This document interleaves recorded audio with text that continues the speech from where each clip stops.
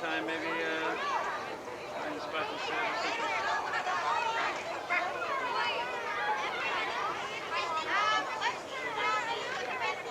Sixth grade, you can go around fourth grade.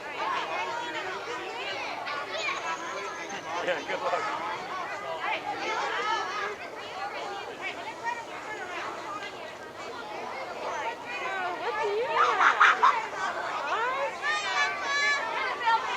What did you make it out of? Just Paper? and then paper and styrofoam. Paper and styrofoam.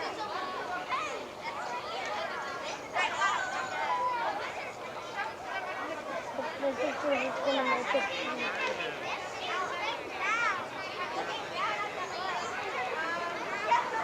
Aren't we supposed to make it over?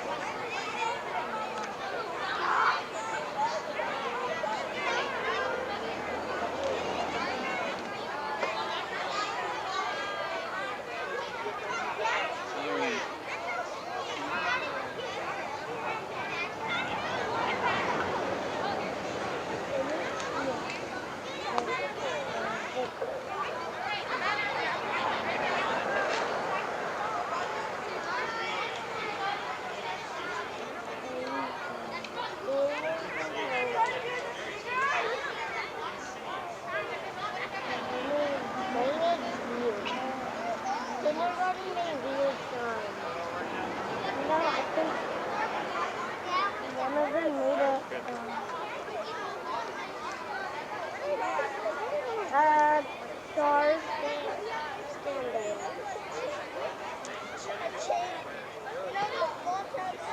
Yeah. Yeah, that's what I thought. I did not think of it. I don't know.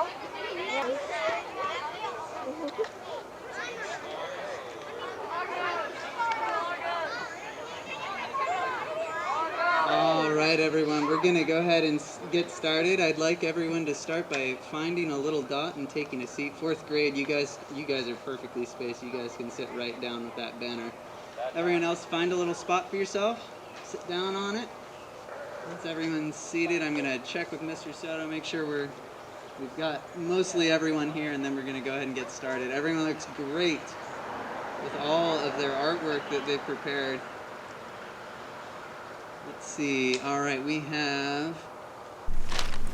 Let's see. I think we're ready to start. What do you guys think? You guys ready to start the Olympic Games? Yeah! All right. Go, Corinth! Can you guys hear me okay?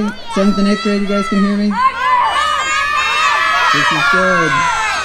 All right.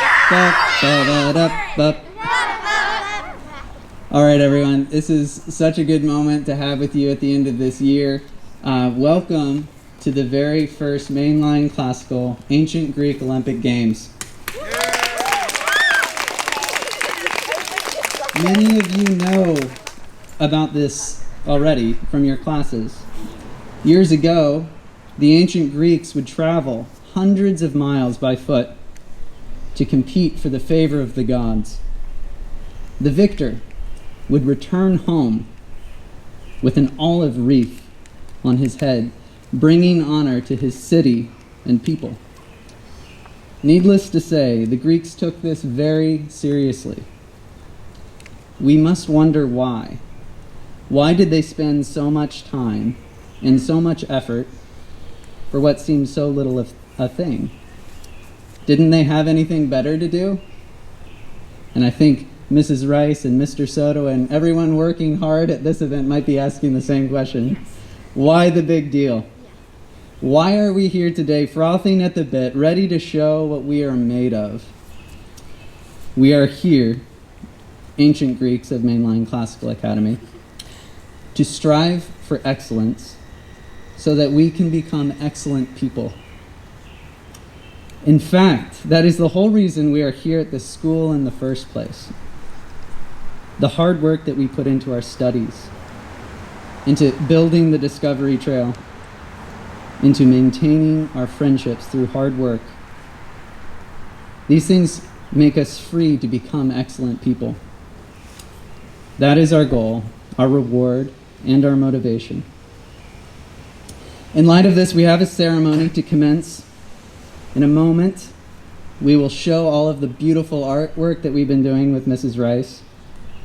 And then we will swear a truce between city-states. This is an ancient truce, a treaty that we must all agree to, and I'll get to that in just a moment.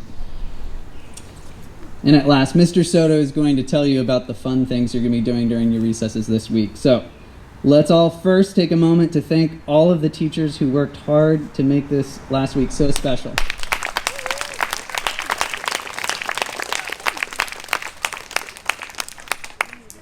All right, and now I'm going to welcome up Mrs. Rice. She's going to walk us through all the beautiful art. So you guys are going to be standing when she asks you to.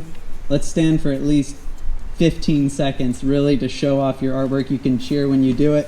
Stay seated right now. Mrs. Rice is going to tell you when to stand up. Kindergarten, please stand up with your mosaics. Turn so that the other classes can see what you made. Tell us about him, Mrs. Rice. We need a lion and a sword. This was a math project and an art project all in one. And everyone contributed. So this was a group project, not just one person.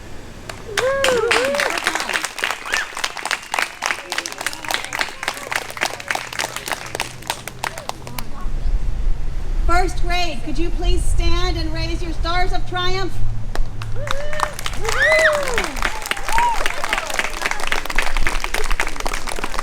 Mr. Gormley, could you remind us again of who presented these after military victory? At the end of the Persian Wars, the Greeks asked the oracle of Delphi if they had sacrificed sufficiently, and the gods responded that they had, except that the stars of victory that the Corinthians had received in battle, they needed to be placed at the temple. So here they are.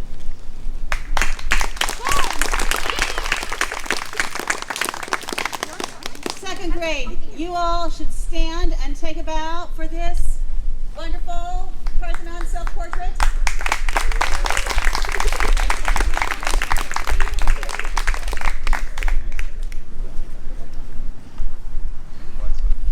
Where is third grade? Third grade, please stand and raise your spears. Try and keep them vertical. Well done.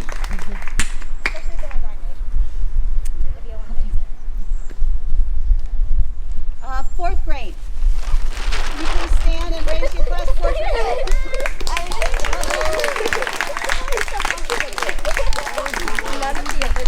And we'll display this through the week so that everybody gets a chance to see it. Okay. Thank you.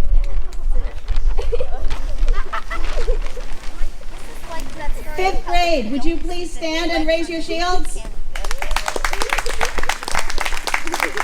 These are all designed symbols of the polis that the warriors represent. Well done. Sixth grade, please don your helmets. And let's see what you have. Ancient Greek hoplites were responsible for their own armor. There wasn't standard issue, but all of the elements on these helmets are elements that we discovered on actual ancient helmets. So while they are combined in novel ways, they are all legitimate ancient Greek helmets.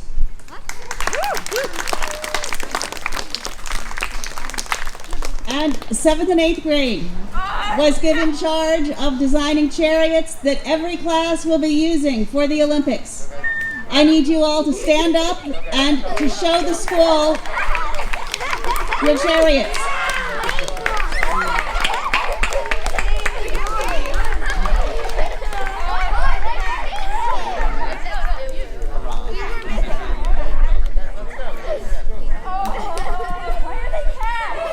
Thank you.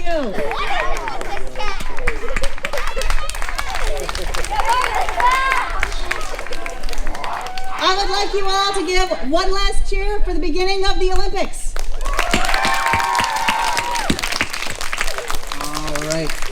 Next order of business, we have some poet laureates. Each polis has the obligation of reciting a poem at the beginning of these ceremonies. I have asked 4 of you to come up, and we're going to start with Athens, the Athenian poet laureate. Would you please come to the front, Isabella Greenfield? All right.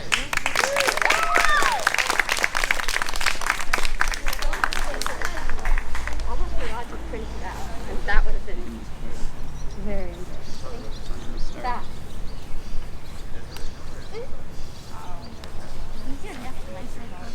Do I have to say the title too? Okay. Act 5, Scene 1 of The Tempest. Ye elves of hills, brooks, standing lakes, and groves, and ye that on the sands with printless foot do chase the ebbing Neptune, and do fly him when he comes back, you demi-puppets that by the moonshine do the green sour ringlets make, whereof the ewe not bites, and you whose pastime is to make midnight mushrooms, that rejoice to hear the solemn curfew, by whose aid, weak masters though ye be, I have bedimmed the noontide sun, called forth the mutinous winds, and twixt the green sea and the azured vault, set roaring war to the dread rattling thunder, have I given fire and rifted Jove's stout oak with his own bolt. The strong base promontory have I made shake, and by the spurs plucked up the pine and cedar. Graves at my command have waked their sleepers, oaked and let them forth by my so potent art. But this rough magic I here abjure, and, when I have required some heavenly music, which even now I do, to work mine end upon their senses that this airy charm is for, I'll break my staff, bury it certain fathoms in the earth, and deeper than did ever plummet sound, I'll drown my book.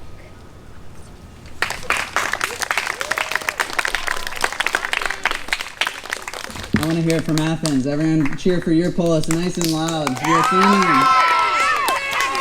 Very good. The next group we have is the Spartans, and I'm going to have Ben Spielman come up. Ben Spielman, could you come up and recite your poem for Sparta?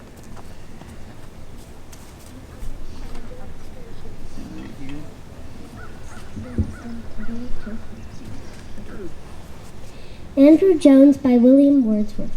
I hate that Andrew Jones. He'll breed his children up to waste and pillage. I wish the press gang or the drum with its tantara sound would come and sweep him from the village. I said not this because he loves through the long day to swear and tipple, but for the poor dear's sake of one to whom a foul deed he had done, a friendless man, a travelling cripple. For this poor crawling helpless wretch, some horseman who was passing by, a penny on the ground had thrown, but the poor cripple was alone and could not stoop, no help was nigh. Inch thick the dust lay on the ground, for it had long been draughty weather. So with his staff the cripple wrought among the dust till he had brought the halfpennies together. It chanced that Andrew passed that way just at the time, and there he found the cripple in the midday heat, standing alone, and at his feet he saw the penny on the ground. He stooped and took the penny up, and when the cripple nearer drew, quoth Andrew, under half a crown, what a man finds is all his own, and so, my friend, good day to you. And hence I said that Andrew's boys will all be trained to waste and pillage, and wish the press gang or the drum with its tantara sound would come and sweep him from the village.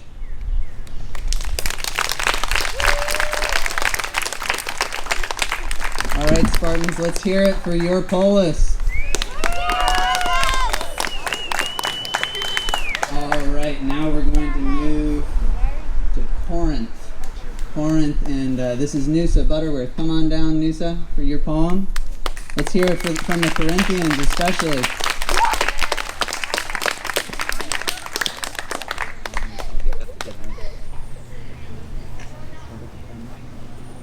Okay.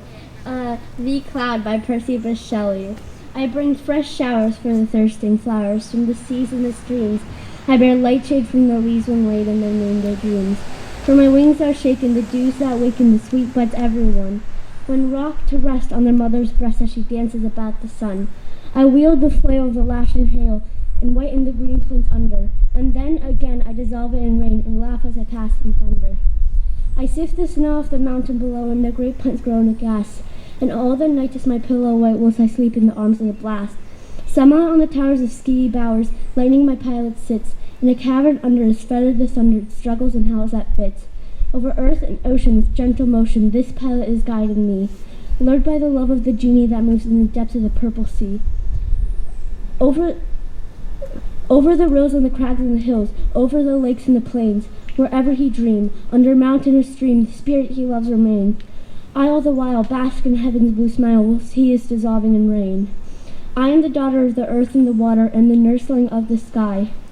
I pass through the pores of the oceans and shores, I change, but I cannot die. For after the rain, when with never a stain, the pavilion of heaven is bare.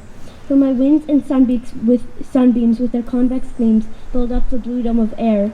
I silently laugh at my own cenotaph, and out of the caverns of rain I rise and unbuild it again. All right, let's hear from the Corinthians. And last we have Argos. I'd like Covey Hungerford to come forward. He's going to recite the poem for Argos.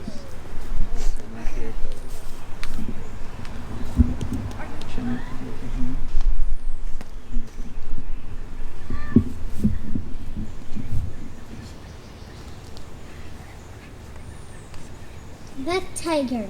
Tiger, tiger, burning bright in the forest of the night, what immortal hand or eye could frame thy fearful symmetry?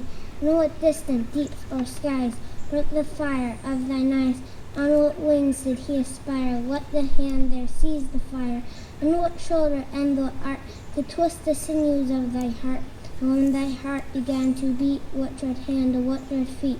What the hammer, what the chain? And what furnace was thy brain? What the anvil, what dread glass there steadily tears clasp? And when the stars flew down their spears, watered heaven with their tears, he smiled his work to see, did he who made the lamb make thee? Tiger, tiger, burning bright in the forest of the night, what immortal hand or eye there framed thy fearful symmetry? For William Blake. All right, let's hear from the Argives. All right, very good, everybody. Thank you, Poet Laureates. Now, the last thing that we have to do is to swear a treaty. This is an ancient treaty that the Greeks swore.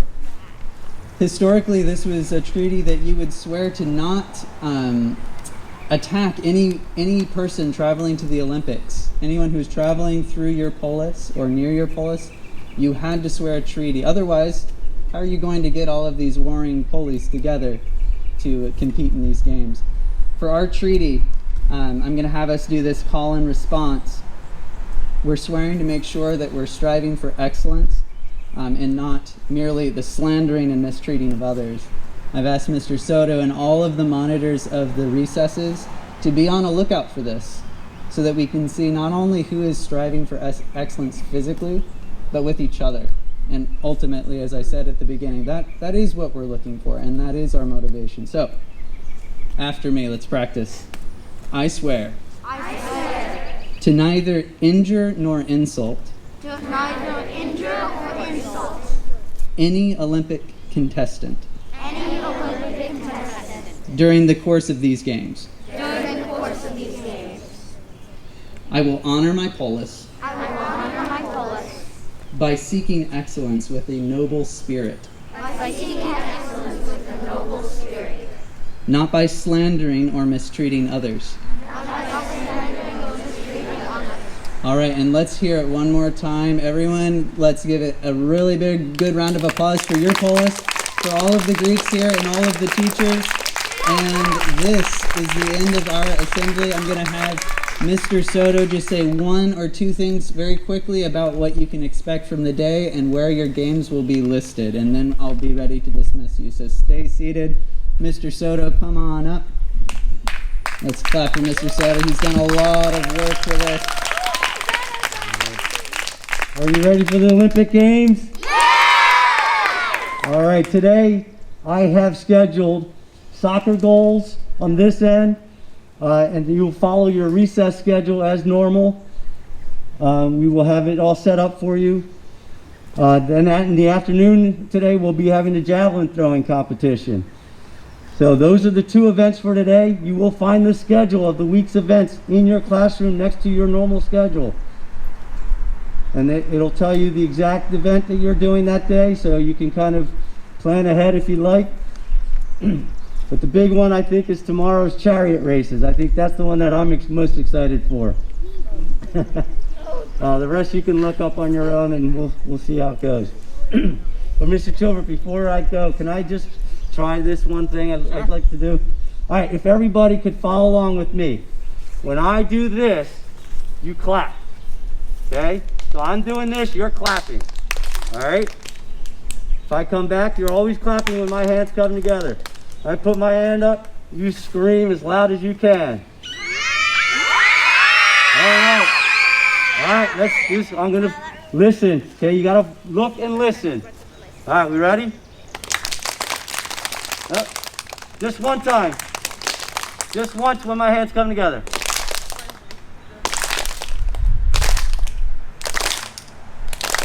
All right. It's all part of listening and watching. I can't see your hand. Oh, sorry, I'll come in front.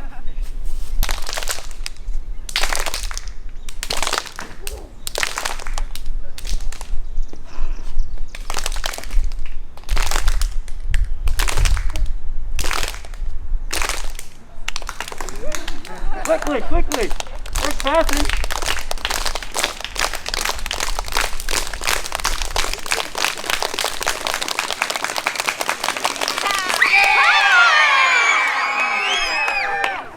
All right, thank you everybody. Thank you, Mr. Soto. We are ready to dismiss. I'm going to start. Who's the 7th and 8th grade teacher right now? Mr. Portier, you can take your 7th and 8th graders in. If you guys would just bring the chariots in, leave them in the hallway where you guys had them before. And next we're going to do 3rd grade. Who's the 3rd grade teacher right now? Madame Anselel. Once the 7th and 8th graders are clear, you can take these guys. Careful with those spears. They're sharp. Next, Mrs. Spielman, you can take the kindergartners in. Have a great math class, kindergarten. So glad I 4th graders are ready for you. You can lead them in.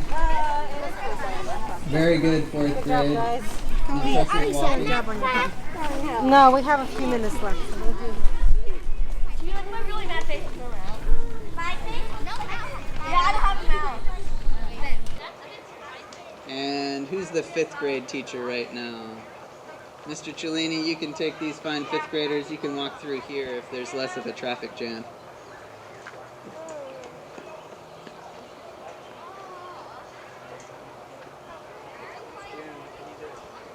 All right, and 2nd graders, you guys can